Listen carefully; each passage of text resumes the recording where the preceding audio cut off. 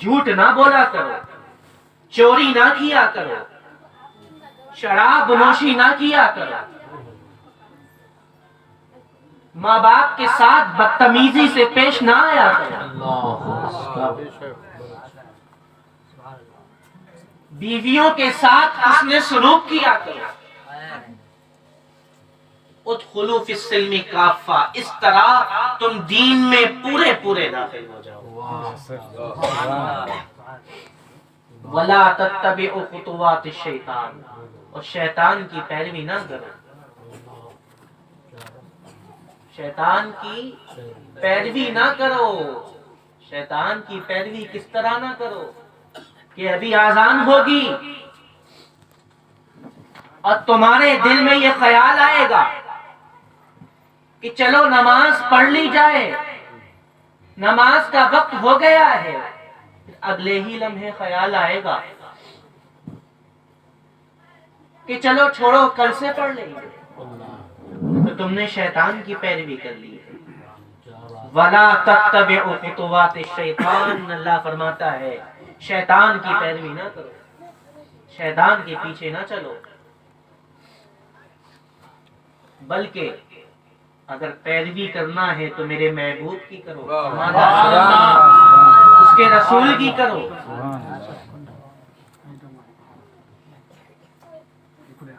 پیروی کرنا ہے تو اس کے محبوب کی پیروی کرو، کیونکہ اس کے محبوب کی پیروی کرنا، اس کے محبوب کی اتباع، اس کے محبوب کی اطاعت یہ دنیا اور آخرت میں کامیابی کی ضامن ہے۔ سبحان اللہ۔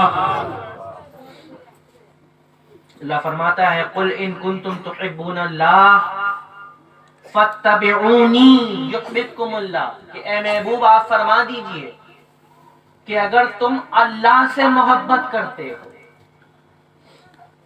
اگر تم اللہ سے محبت کرتے ہو فاتبعونی، تو میری اتباع کرو۔ کس کی اتباع کرو؟ رسول کی اتباع کرو، رسول کی پیروی کرو، تو نتیجہ کیا ہوگا؟ رسول کی پیروی کا صلہ کیا ملے گا؟ رسول کی اطاعت کر لی، رسول کی پیروی کر لی، رسول کی اتباع کر لی، اب صلہ کیا ملا؟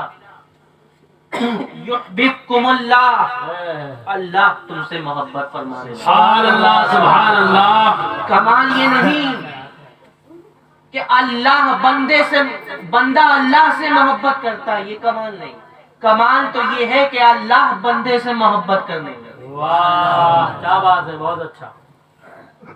اور وہ کیسے ہوگا؟ فاتبعونی، اللہ کے محبوب کی اتباع کرنی ہوگی، رسول کی پیروی کرنی ہوگی، اطاعت کرنی ہوگی۔ تو یا ایھا الذین آمنوا، اے ایمان والو، اتقوا اللہ، اللہ سے ڈرو، جیسے ڈرنا چاہیے ویسے ڈرو۔ پھر کیا کرو؟ وَكُونُوا مَعَ الصَّادِقِينَ، سچوں کے ساتھ ہو جاؤ،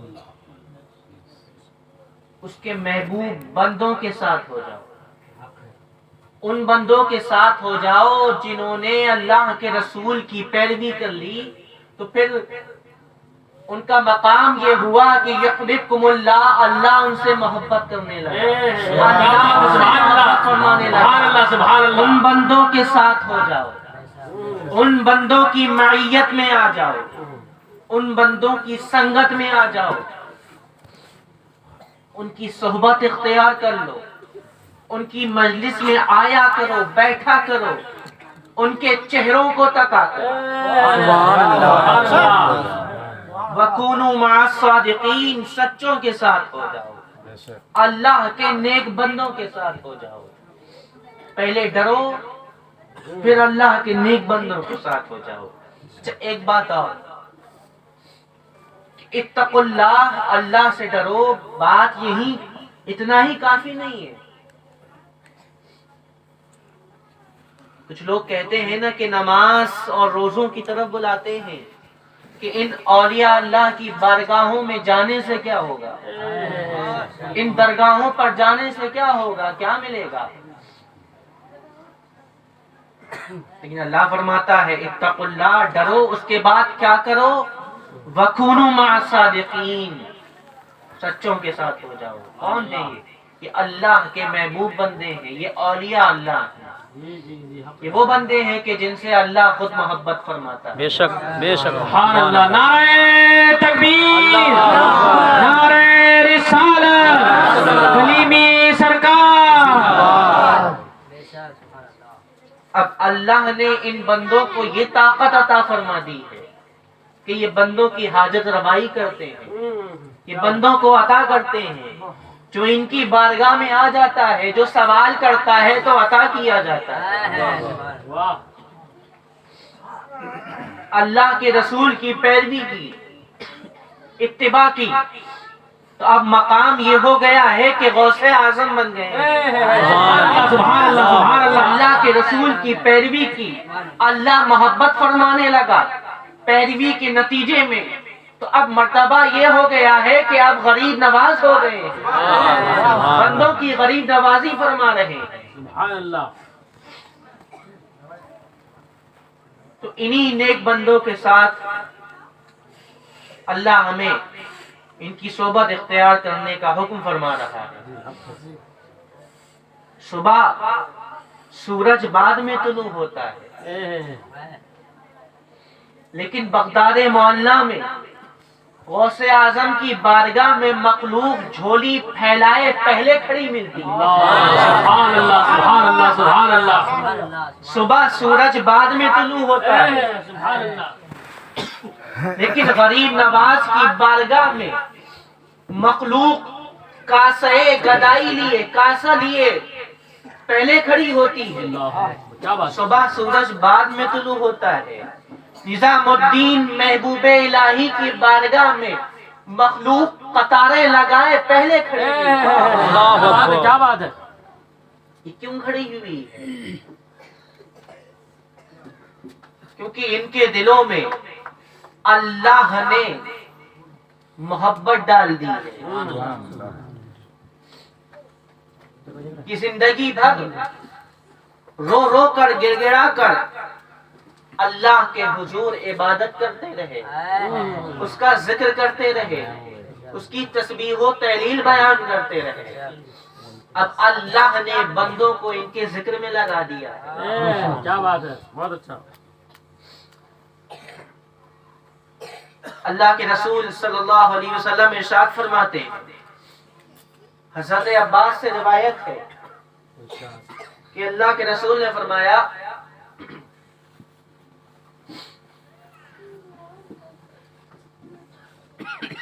صحابہ نے عرض کیا، پوچھا کہ ولی کون ہوتے ہیں، ان کی شناخت کیا ہے؟ تو اللہ کے رسول نے ارشاد فرمایا کہ جن کے چہروں کو دیکھو، جن کے چہرے کو دیکھو تو تمہیں خدا یاد آئے گا۔ سبحان اللہ، سبحان اللہ، سبحان اللہ۔ نعرہ تکبیر، نعرہ رسالت۔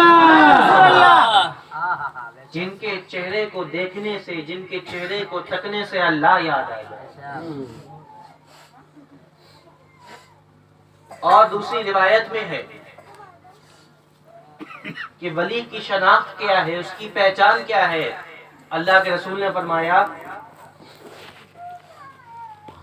جس کی صحبت تمہیں اللہ کے قریب کرے اور جس کی گفتگو تمہارے علم میں اضافہ کرے اور جس کے چہرے کو دیکھنے سے تمہیں خدا یاد آ جائے، اسے ولی کہتے ہیں۔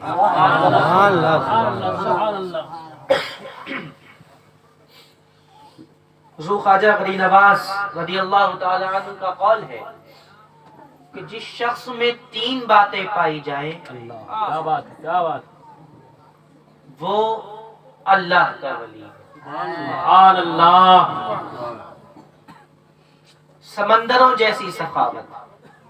کیا بات، کیا بات۔ اللہ، کیا مطلب ہے کہ سمندروں جیسی سخاوت پائی جائے؟ سمندر کیا کرتا ہے؟ جو پانی لینے آتا ہے دے دیتا ہے۔ سبحان اللہ۔ وہ پانی دینے کے لیے بندے کا دھرم نہیں دیکھتا، اس سے اس کا مذہب نہیں پوچھتا، امیر یا غریب نہیں دیکھتا، بلکہ جو آتا ہے اس کے پاس پانی دے دیتا ہے۔ اور آفتاب جیسی سورج جیسی شفقت پائی جائے. اللہ اکبر یا رسول اللہ زندہ باد زندہ باد اللہ اکبر یا رسول اللہ. اور سورج جیسی شفقت پائی جائے. سورج کیا کرتا ہے؟ اپنی شعاعیں بکھیرنے کے لیے جب اپنی شعاعیں بکھیرتا ہے تو یہ نہیں دیکھتا کہ فلاں کون ہے اور فلاں کون ہے، فلاں کا دھرم وہ ہے، فلاں کا دھرم وہ ہے، فلاں ایسا ہے تو فلاں ویسا ہے، بلکہ سب پر یکساں اپنی شعاعیں بکھیرتا ہے. اور تیسرا کہ جس میں زمین جیسی تواضع پائی جائے، سبحان اللہ سبحان اللہ. زمین جیسی انکساری پائی جائے، عاجزی پائی جائے. زمین کیا کرتی ہے؟ سب کے لیے بچھی رہتی ہے. نیک ہے تو اس کے لیے بچھی ہے، بد ہے تو اس کے لیے بچھی ہے، اچھا ہے تو اس کے لیے بچھی ہوئی ہے، برا ہے تو اس کے لیے بچھی ہوئی ہے، امیر ہے تو اس کے لیے بچھی ہے، غریب ہے تو اس کے لیے بچھی ہے، سب کے لیے. تو زمین جیسی تواضع جس میں پائی جائے تو وہ اللہ کا ولی ہے. ولیوں کی تو شان ہی یہی ہوتی ہے. ان کو ان کے لباس سے نہیں پہچانا جاتا،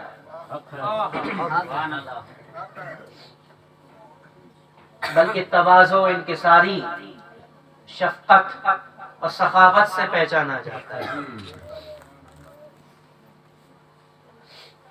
بات تواضع کی آئی تو ایک واقعہ یاد آیا. ارشاد ارشاد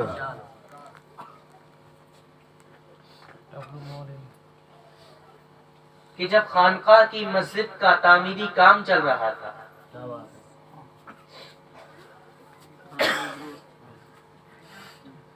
سرکار کلیمی حضور سیدنا قاسم علی کلیمی چشتی قادری رضی اللہ تعالی عنہ کے دور میں، بلکہ مسجد ہی آپ ہی نے تعمیر کی. جب آپ میران پور کٹا تشریف لے کر آئے تو ایک جھوپڑی بنائی پہلے، اس کے بعد سب سے پہلے مسجد تعمیر کی.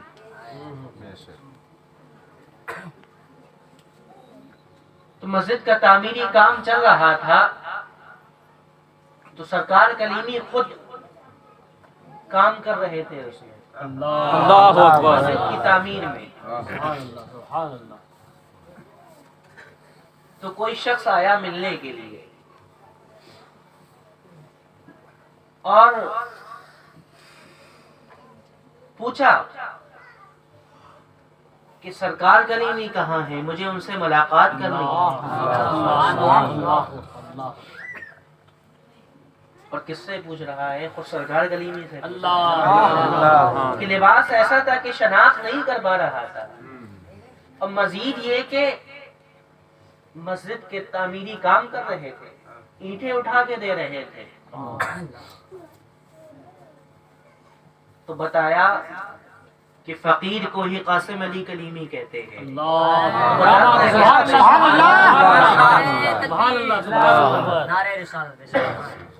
تو ایسی عاجزی اور انکساری پائی جاتی ہے اللہ والوں میں، اولیاء اللہ میں. کبھی تو انہیں یہ مقام اور مرتبہ ملتا ہے. زمین جیسی تواضع، سمندروں جیسی سخاوت اور آفتاب جیسی شفقت جس میں پائی جائے وہ اللہ کا دوست ہے، اللہ کا ولی ہے. درود شریف پڑھی.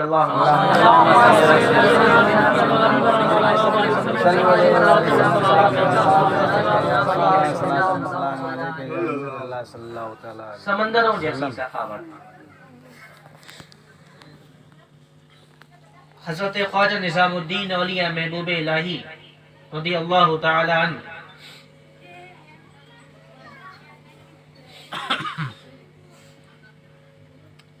آپ کی خانقاہ کے پاس ایک بستی تھی اور اس میں آگ لگ گئی.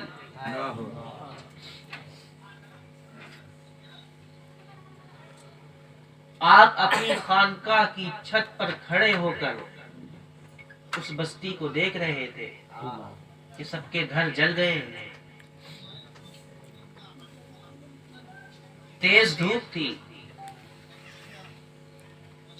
مرید نے کہا کہ حضور دھوپ بہت تیز ہے, نیچے خانقاہ میں تشریف لے چلے, دھوپ کی تپش بہت زیادہ ہے.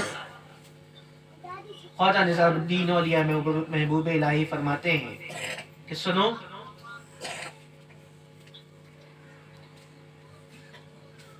اس دھوپ کی تپش اس سے زیادہ نہیں ہے جو آگ ان لوگوں کے گھروں میں لگی. اللہ اکبر. خانقاہ میں آئے اور اس بستی کے تمام لوگوں کی امداد فرمائی.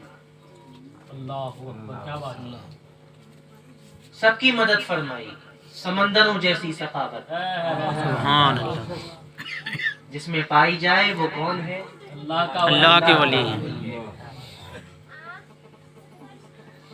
جب یہ باتیں پائی جائیں تو اللہ محبت کرنے لگتا ہے, اور ایسی محبت فرماتا ہے اللہ, ایسی محبت فرماتا ہے کہ دنیا جانتی ہی محبوب الہی کے نام سے. نعرہ تکبیر, نعرہ رسالت, پیر طریقت سید صاحب عادل میاں کلیمی صاحب قبلہ.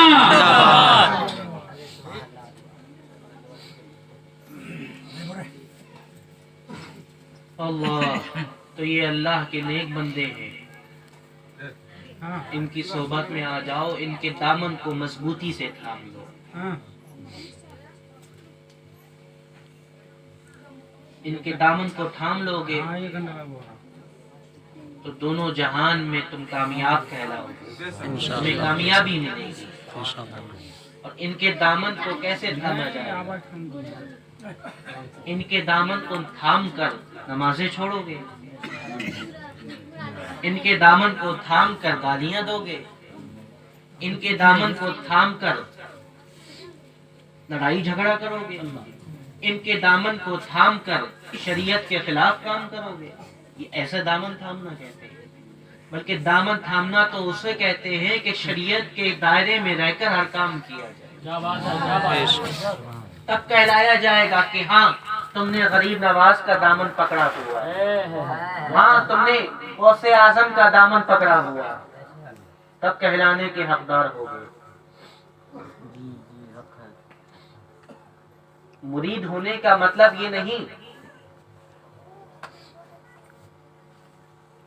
کہ چلو مرید ہو جاتے ہیں کاروبار میں ترقی ہو جائے گی, چلو مرید ہو جاتے ہیں دنیا سنور جائے گی. دنیا سنوارنا ہے خالی, آخرت کی فکر نہیں ہے. ساری زندگی کمایا, کاروبار کیا, تب جا کر بڑی محنت سے ایک گھر بنایا. اندھیرا تھا, الیکٹریشین کو بلایا اور اس اندھیرے کو دور کرنے کے لیے بلب لگا دیا. اندھیرا دور ہو گیا, روشنی ہو گئی. یہ دنیا کا گھر ہے, لیکن یاد رکھو ایک دن موت سب کو آنی ہے. موت سب کو آنی ہے, سب کو قبر میں جانا ہے. کیا بلب لے کر جاؤ گے؟